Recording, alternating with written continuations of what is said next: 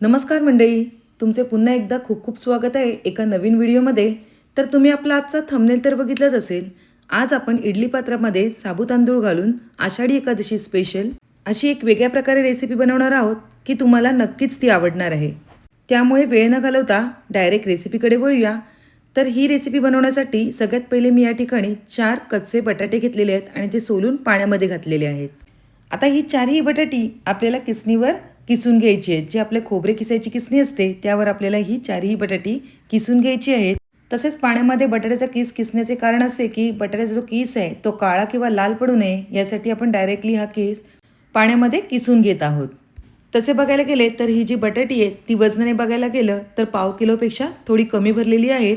ही recipe तुम्ही दरवेळेला बनवलेलीच आहेत, पण आज जी मी ही पद्धत सांगणार आहे ती खूप वेगळी आहे आणि नक्कीच ती तुम्हाला आवडणार आहे. आणि त्यामुळे आपली जी रेसिपी आहे ती खरंच खूपच छान होते आणि शिवाय आपला वेळसुद्धा वाचतो. ज्या वेळेला आपण घाई गडबडीमध्ये असू त्यावेळेला आपला नक्की वेळसुद्धा वाचणार आहे. वर्किंग वुमन आणि सकाळच्या मुलांच्या डब्यासाठी सुद्धा ही परफेक्ट अशी रेसिपी आहे, तर नक्कीच बघा.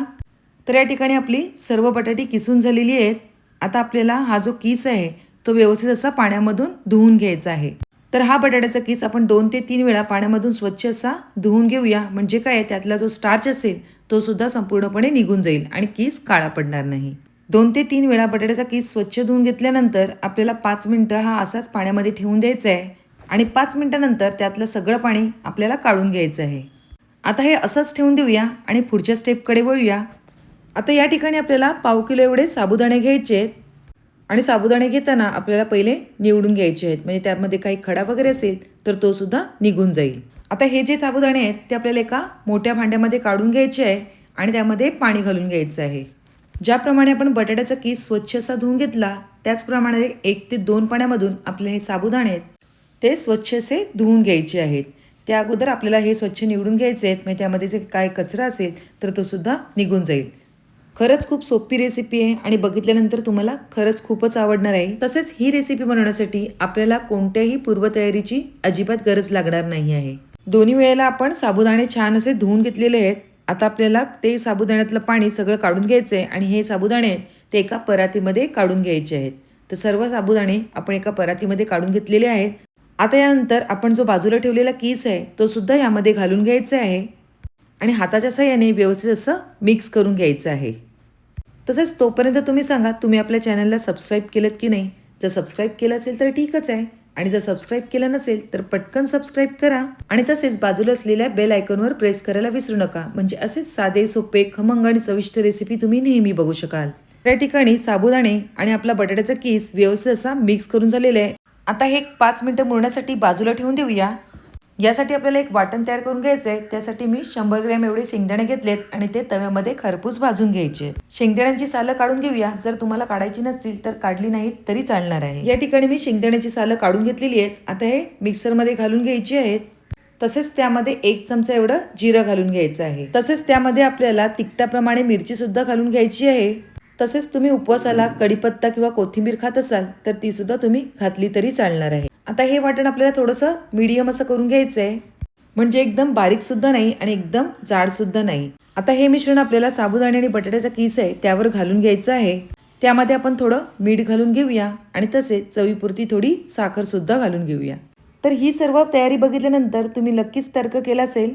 तर आज आपण या ठिकाणी साबुदाणे वडे करणार आहोत, पण ते एकदम आगळ्या वेगळ्या पद्धतीने आणि त्यासाठी कोणतीही पूर्वतयारी करायची अजिबात गरज नाही. या स्टेपमध्ये तुम्ही यामध्ये लिंब सुद्धा पिळू शकता. वडे चटपटीत बनवण्यासाठी नक्कीच तुम्ही येथे लिंबाचा वापर करू शकता. या वड्यांमध्ये अजून एक गोष्ट मी तुम्हाला दाखवणार आहे, ती म्हणजे वडे स्टोअर करून ठेवायचे. तर तुम्ही हे वडे स्टोअर सुद्धा करून ठेवू शकता आणि आपण नेहमी करतो त्या साबुदाण्या वड्यांपेक्षा हे वडे तेल सुद्धा कमी पितात आणि तेलकट सुद्धा कमी होतात. तसेच साबुदाणे वडे एकदम क्रिस्पी कुरकुरीत आणि ज्या प्रकारे आपण दरवेळेला साबुदाणे वडे खातो त्याचप्रमाणे याची चव सुद्धा लागते. या ठिकाणी आपलं सगळं मिश्रण व्यवस्थित असं मिक्स करून झालेलं आहे, पण ह्या वड्यांना अजून आपली छान बाइंडिंग येण्यासाठी या ठिकाणी आपल्याला भगरीचं पीठ घ्यायचं आहे, म्हणजेच काय आपले जे वरीचे तांदूळ असतात तेच मी मिक्सरला लावून घेतलेले आहेत. तुम्ही याऐवजी राजगिरीचे पीठ सुद्धा वापरू शकता. यामधील फक्त 5 ते 6 चमचेच पीठ आपल्याला यामध्ये घालून घ्यायचं आहे. तर सुरुवातीला 4 चमचे एवढंच पीठ यामध्ये मी घालून घेतलेलं आहे. आता हे आपल्याला व्यवस्थित असं मळून घ्यायचं आहे. एकदम जास्त सुद्धा आपल्याला या ठिकाणी जे पीठ आहे ते घालायचं नाही आहे. फक्त आपल्या मिश्रणाला छान अशी बाइंडिंग यायला पाहिजे, याप्रमाणे आपल्याला यामध्ये पीठ घालून घ्यायचं आहे। पुन्हा 2 चमचे होतील एवढेच मी यामध्ये पीठ घालून घेतलेलं आहे। एकदम जास्त सुद्धा पीठ घालायचं नाही आहे। आता घेतलेल्या पिठातलं फक्त 4 ते 5 चमचेच मी या ठिकाणी पिठाचा वापर केलेला आहे। आता या ठिकाणी तुम्ही बघू शकता आपल्या पिठाला म्हणजेच मिश्रणाला एकदम छान अशी बाइंडिंग आलेली आहे। आता हातावर हा एक गोळा घ्यायचा आहे आणि तो गोल असा वळून घ्यायचा आहे। गोल वळल्यानंतर आपल्याला तो थोडा प्रेस करून घ्यायचा आहे। अशा प्रकारे वडे दाबल्यामुळे आपला जो वडा आहे तो सगळीकडून छान शिजला जातो आणि फुगला सुद्धा जातो। जर गोल ठेवला तर तो व्यवस्थित आतमधून शिजला जाणार नाही आणि फुलणार नाही। तर अशाच प्रकारे आपल्याला सर्व मिश्रणाचे गोळे करून घ्यायचे आहेत। तर सर्व गोळे आपण अशाच प्रकारे करून घेऊया। त्यानंतर इडलीचं भांडं घ्यायचे आणि त्याला सगळीकडे व्यवस्थित असं तेल लावून घ्यायचे। तर पहिले मी स्प्रे करून घेतलेला, आता हाताच्या साहाय्याने व्यवस्थित फिरवून घेऊया। त्यामुळे साबुदाणे वडे आपल्या इडली पात्राला म्हणजेच भांड्याला चिटकणार नाहीत आणि व्यवस्थित निघले सुद्धा जातील। सगळीकडे व्यवस्थित तेलाचा हात फिरवून झाल्यानंतर आपल्याला या ठिकाणी आपण जे तयार करून घेतलेले वडे ते एक एक करून ह्यामध्ये ठेवून घ्यायचे आहेत आणि थोडेसे प्रेस करून घ्यायचे आहेत। अशा प्रकारे प्रेस केल्यामुळे आपले साबुदाणे वडे ते शिजले सुद्धा खूप छान जातील आणि सगळे एका साईजचे सुद्धा होतील। अशा प्रकारे सर्व इडलीच्या भांड्यामध्ये आपण तयार केलेले जे वडे आहेत ते ठेवून घ्यायचे आहेत आणि थोडे दाबून घ्यायचे आहेत। सगळे वडे व्यवस्थित भरून झाल्यानंतर प्रेस केल्यानंतर आता आपल्याला हे वाफायला ठेवायचे आहेत। तर या ठिकाणी मी इडली पात्र पहिलेच गरम करत ठेवलेलं, आता त्यामध्ये आपण हे स्टँड ठेवून घेऊया।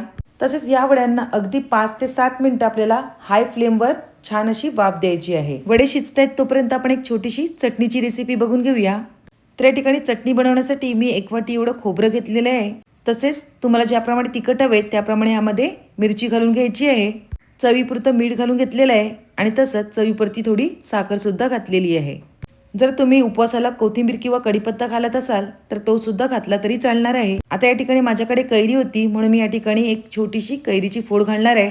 तुम्ही पाहिजे असेल तर यामध्ये लिंब सुद्धा पिळू शकता। तसेच तुम्हाला खोबऱ्याऐवजी शेंगदाणे वापरायचे असतील तर तुम्ही येथे अर्धी वाटी शेंगदाणे सुद्धा वापरून ही चटणी तयार करू शकता। आपल्याला हवं त्याप्रमाणे यामध्ये आपण पाणी घालून घ्यायचे आणि ज्याप्रमाणे पातळ हवी त्याप्रमाणे आपण चटणी करून घ्यायची आहे।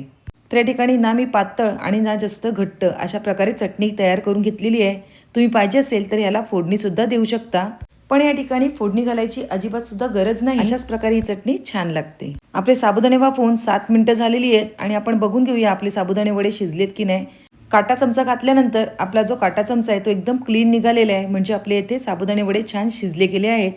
आता हे वडे पूर्णपणे थंड झाल्यानंतरच आपल्याला इडली पात्रातून काढून घ्यायचे आहेत, म्हणजे ते व्यवस्थित निघले जातील। इडली पात्राला तेल लावल्यामुळे आपले जे वडे आहेत ते अगदी अलगद असे निघाले जात आहेत आणि तुम्ही बघू शकता त्याचा आकार सुद्धा खूप छान असा तयार झालेला आहे। अजिबात आपल्याला सुरीचं टोक फिरवण्याची सुद्धा गरज लागत नाही आहे। तर सर्व वडे आपण अशाच प्रकारे काढून घेऊया। एकाच वेळेला आपले 9 वडे तयार झालेले आहेत। आता अशाच प्रकारे आपण आपले पुढचे सुद्धा साबुदाणे वडे तयार करून घ्यायचे आहेत।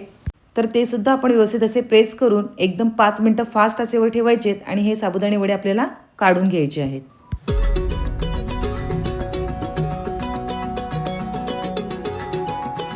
बघितलं ना, अगदी झटपट आणि पटकन आपले सर्व साबुदाणे वडे तयार सुद्धा झालेले आहेत। आता हे स्टोर कसे करायचे ते बघून घेऊया। या ठिकाणी आपण तयार झालेले जे साबुदाणे वडे आहेत ते हवाबंद डब्यामध्ये व्यवस्थित असे पॅक करून ठेवायचे आहेत, म्हणजे ज्यावेळेस तुम्हाला हे वडे पाहिजेत त्यावेळेला तुम्ही हे काढून तळून खाऊ शकता। तर यातली मी 4 वडे तुम्हाला तळून दाखवणार आहेत, म्हणजे तुम्हाला रिझल्ट लगेचच समजेल। तर या ठिकाणी वडे तळण्यासाठी आपल्याला जे तेल आहे ते मीडियम असं गरम असलं पाहिजे, एकदम कडक गरम सुद्धा नको किंवा एकदम कमी गरम सुद्धा नकोय। वडे तेलात सोडल्यानंतर हलकेसर बुडबुडे ह्याला यायला लागलेले आहेत, म्हणजे या ठिकाणी आपलं तेल हे व्यवस्थित गरम झालेलं आहे। तसेच ह्यामध्ये मावतील एवढेच आपल्याला यामध्ये वडे सोडून घ्यायचे आहेत, नाहीतर मग साबुदाणे वडे एकमेकांना चिटकतील। 1-2 मिनिटं छान फ्राय झाल्यानंतर आता आपल्याला हे पलटून घ्यायचे आहेत। लगेच घाई सुद्धा करायची नाही, नाहीतर मग साबुदाणे वडे आहेत ते आपल्या ज्या कढईला आहेत ते चिटकू शकतील। तर या ठिकाणी तुम्ही बघू शकता आपल्या साबुदाणा वड्यांचा हलकासा रंग बदलायला सुरुवात झालेली आहे। फक्त या वड्यांचा रंग बदलेपर्यंतच आपल्याला तळून घ्यायचं आहे, कारण अगोदरच आपण हे वडे शिजवून घेतलेले आहेत। फक्त आपल्याला हे क्रिस्पी आणि कुरकुरीत आणि तसेच थोडासा रंग बदलेपर्यंत 2 ते 3 वेळा व्यवस्थित असे पलटून घ्यायचे आहेत।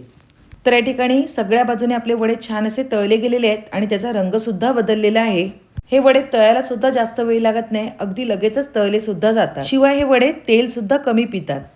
अगदी 5 मिनिटांमध्येच आपले हे वडे छान तळले सुद्धा गेलेले आहेत। तुम्ही इथे बघू शकता साबुदाणे सुद्धा एकदम छान असे फुलून आलेले आहेत।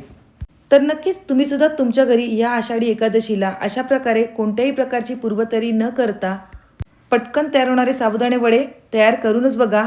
शिवाय स्टोअर करून जेव्हा पाहिजे तेव्हा सुद्धा खाऊ शकता. चला तर आपण आपली डिश सर्व करून घेऊया. तुम्ही वर्किंग वुमन असाल किंवा शाळेत मुलाला जायची घाई झाली तर अशा वेळेला तुम्ही आदल्या दिवशी वडे हे करून दुसऱ्या दिवशी फक्त तळून आपल्याला टिफिनला द्यायचे आहेत. आपण तयार केलेल्या चटणीसोबत आणि तसेच दह्यासोबत आपले हे वडे सर्व करणार आहोत, तर ते सुद्धा आपण करून घेऊया. तसेच तुम्हाला या वड्यांचा क्रिस्पी आणि कुरकुरीतपणा सुद्धा दाखवणार आहे, तो सुद्धा आपण बघून घेऊया. आता यामधील आपण एक वडा घेऊन बघूया. दिसायला तर वडे खूपच छान दिसत आहेत. एकदम छान असे कुरकुरीत क्रिस्पी आणि बघू शकता सगळे साबुदाणे सुद्धा छान असे फुललेले आहेत. तसेच आपण तयार केलेला जो साबुदाणा वडा आहे तो आतमधून छान शिजला सुद्धा गेलेला आहे. तुम्ही इथे बघू शकता आणि छान फुललेला सुद्धा आहे. नक्कीच तुम्ही सुद्धा तुमच्या घरी ही रेसिपी ट्राय करूनच बघा. तसेच तुम्ही हा व्हिडिओ कोणत्या शहरातून बघताय हे सुद्धा मला नक्की कळवा. तर तुम्हाला माझी आजची ही रेसिपी कशी वाटली नक्कीच कमेंटद्वारे कळवा. रेसिपी आवडली असेल तर पटकन एक लाईक करा आणि तसेच तुमच्या फ्रेंड्स आणि रिलेटिव्हजला आपली ही लिंक शेअर करायला अजिबात विसरू नका. पुन्हा एक नवीन रेसिपी घेऊन येऊया. तोपर्यंत बाय बाय. थँक्यू.